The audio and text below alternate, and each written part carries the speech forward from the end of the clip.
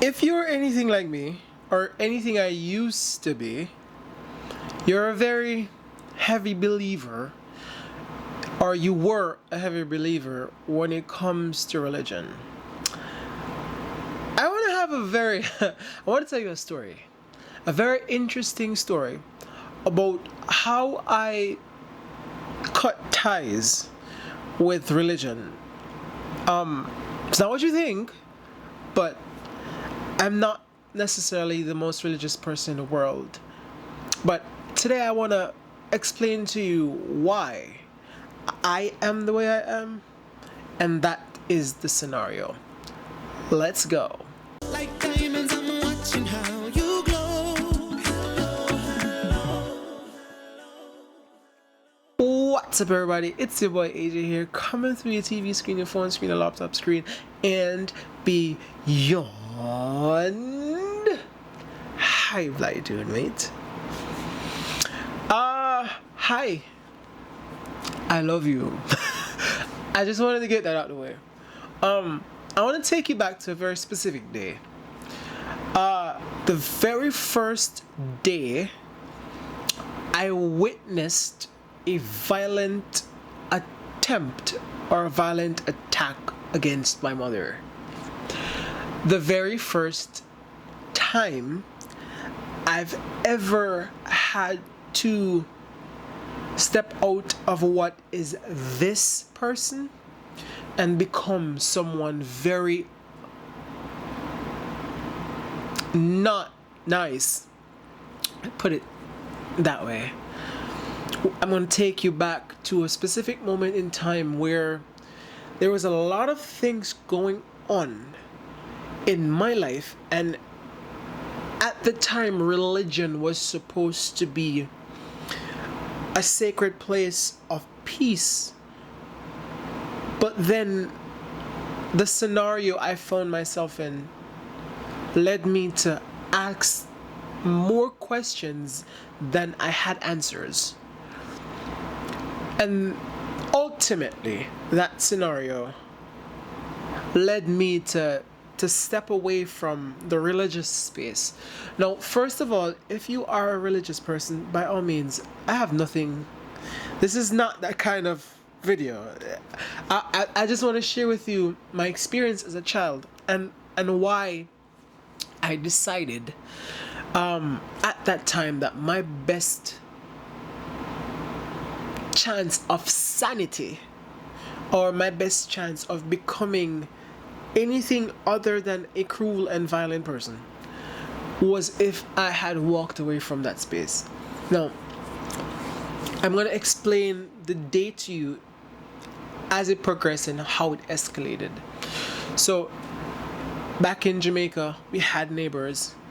My mother and our neighbor weren't on the best of terms. Now, the thing about this is, my neighbor was also at one point in time my role model, someone I look up to, but he lost his sanity due to the effect of mixing multiple different drugs together and smoking it. But that wasn't his doing, someone else did that to him and he didn't realize. So he had a smoke but didn't realize what he was smoking. That led to his insanity. With that being said, with his newfound insanity, he then turned and found my mother as a target because of all of that. In addition to that, our neighbors, their vehicle got stolen. With all of that insanity struggle going on, our neighbor decided to think that my mother was the one responsible for his vehicle being stolen. Now let me establish who my neighbor is. They're a happily married couple with 2 children, and they are religious folks. Seventh-day Adventists, if I'm not mistaken. So there's that. That's how the whole me my mother and my neighbors didn't get along, sort of thing got going. So there was one morning, I was a teenager at the time. There was one morning where our neighbor was cleaning the gutter. The husband, he was cleaning the gutter. He's the one that's mentally challenged. He was cleaning the gutter, and because my mom and him don't get along, obviously my mother would not want him to clean her side of the gutter. So she went outside and she expressed that make sure when you're cleaning, keep to your side, and I'll clean the side that's towards my house. Somehow that conversation escalated into something huge. No, I was asleep while all of this is going on. And while waking up to this, I heard a whole bunch of rambling and ranting, and this man began to threaten my mother. And when I say threaten my mother, I mean threaten her life. He's insane.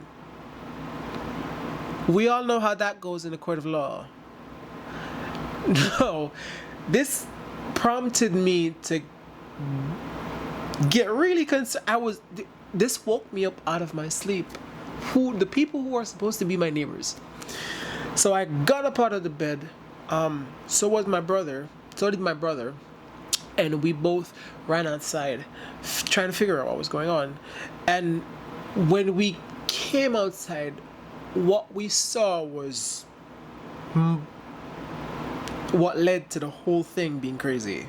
Now, this man, in all his insanity, decided to go into this house, go for a machete out of his house, and then threatened to kill my mother with it.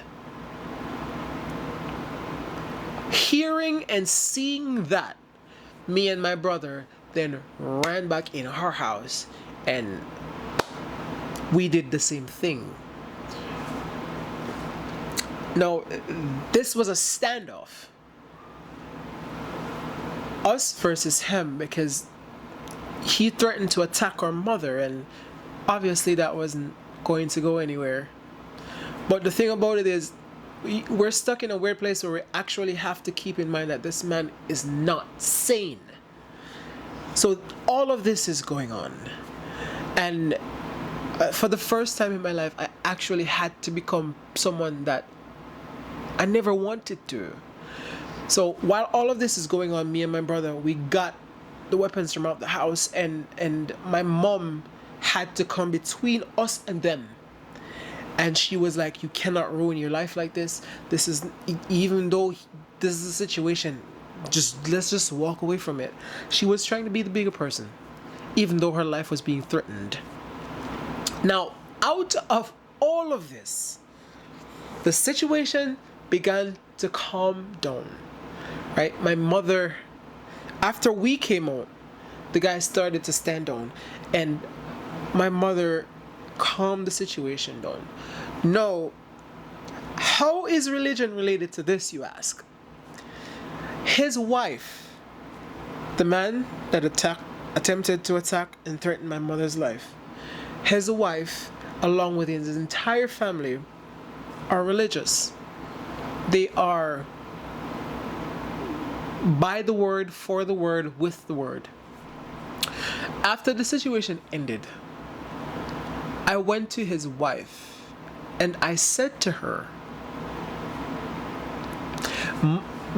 before I say this, I want to give you a clear understanding of what is going on.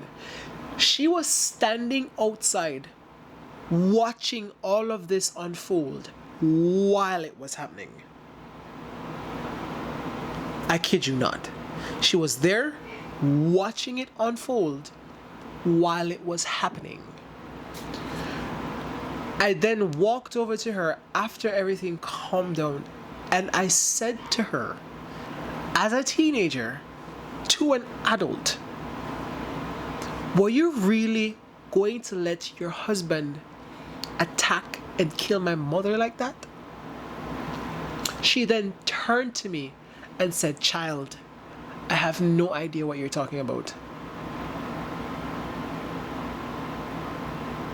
What?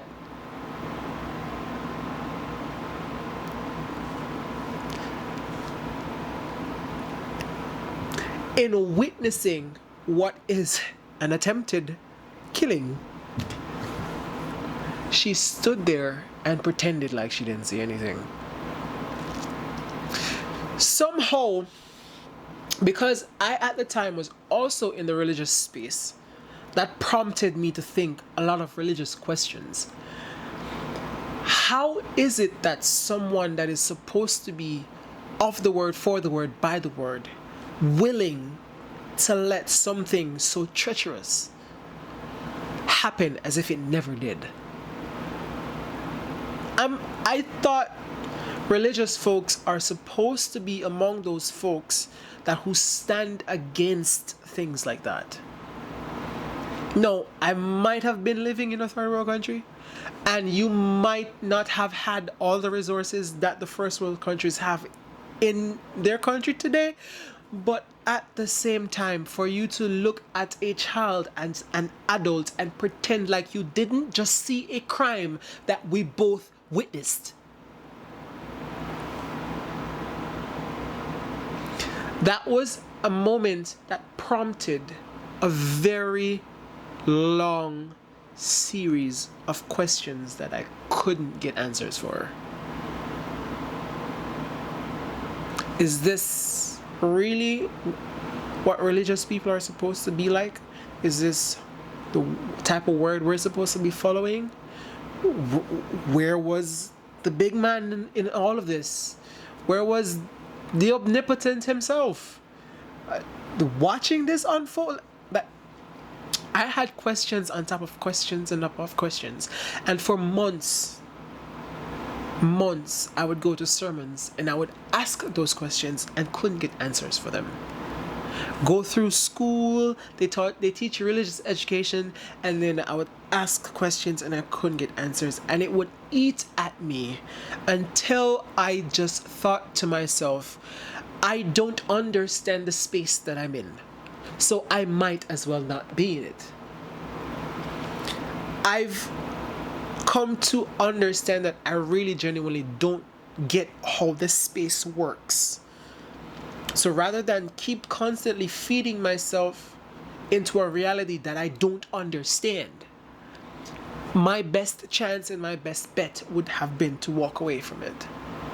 No, again, like I said, if you're someone that's religious, to each his own.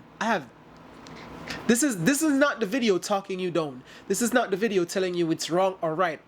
I'm explaining an experience that literally changed my life.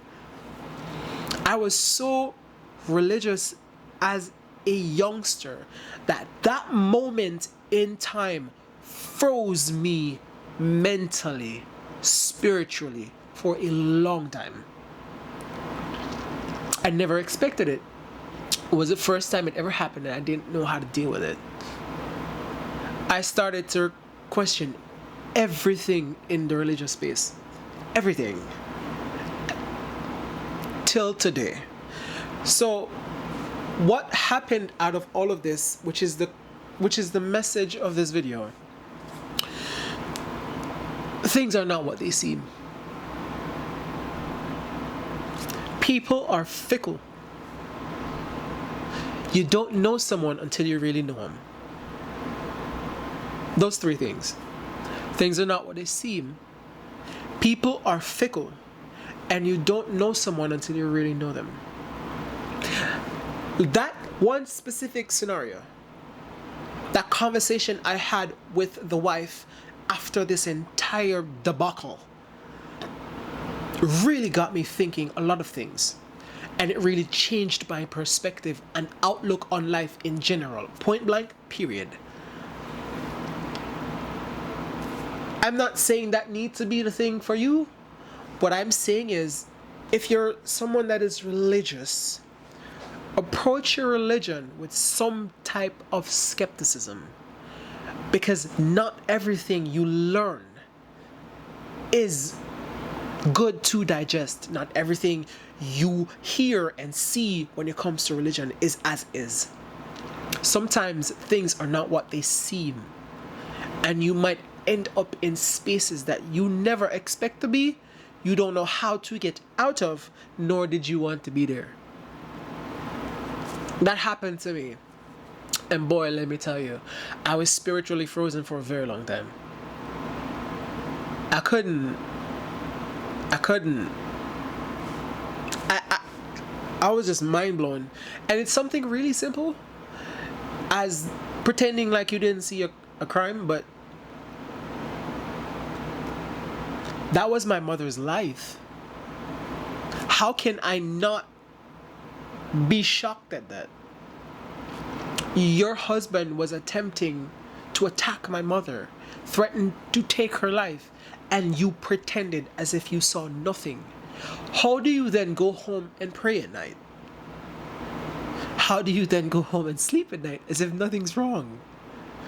These are the things like it kept swirling in my head for years. I couldn't let that one situation go because it was so. One of the reasons that made it so intriguing is because it gave me an insight to how people really behave and really function. When you step outside of religion and go into reality, are two different spaces. I had those spaces mixed up and confused, and that day really separated everything. But like I said, when it comes to those things,